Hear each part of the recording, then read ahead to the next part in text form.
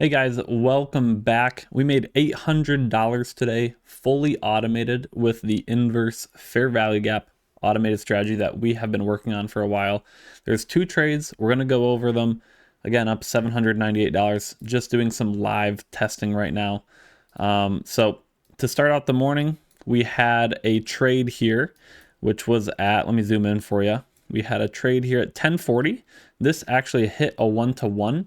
And then we stopped out the rest. So you probably would have wanted to drag your stop loss to break even. I forgot to have that enabled today. So again, these are the settings we had today, just 9:30 to 4 Eastern time, all default settings throughout here, 500 risk per trade, and on the full auto setting.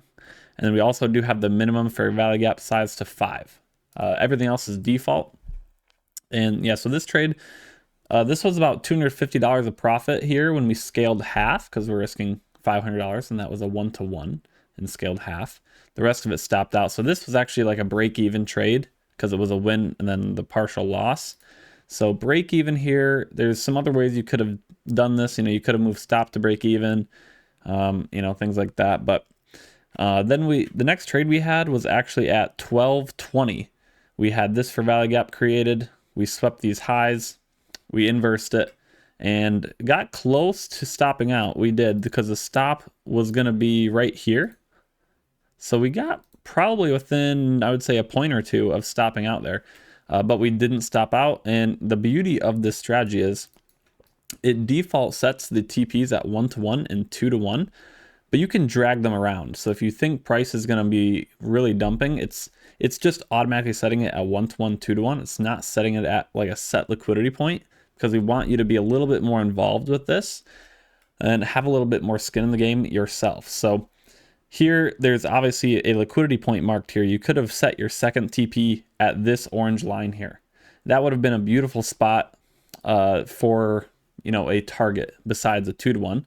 I wasn't even on my screen when this happened, so it just was 1-to-1 and 2-to-1, and we made about $800 on that trade because we were break even after this. So you can see though, we could have left runners easily to down here. Okay.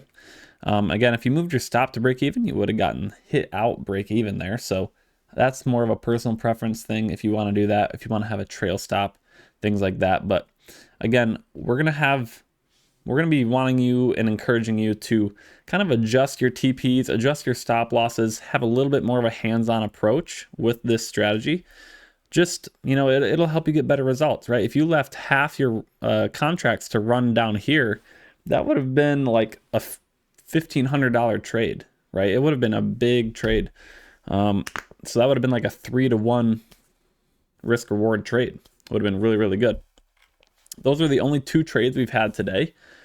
Friday last week wasn't super pretty. I don't know if we went over that, but there were some losses on Friday.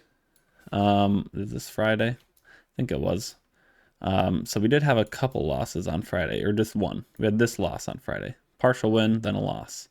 But yeah, overall today, one break even, one full win. And again, this is an automated strategy. We do have a semi-automated mode where you can mark out the liquidity points that you want it to take trades off of. But as well as, we're going to encourage you to drag those stop losses around, drag those TPs around to, liquidity areas or areas that you think work best, right? It's up to you. It takes the entries for you. How you manage the trade is up to you. And generally, the people who do the best with our strategies are the people who, are a little more hands-on. So just a little recap over what went on today. Again, $798, just doing some stress testing in live.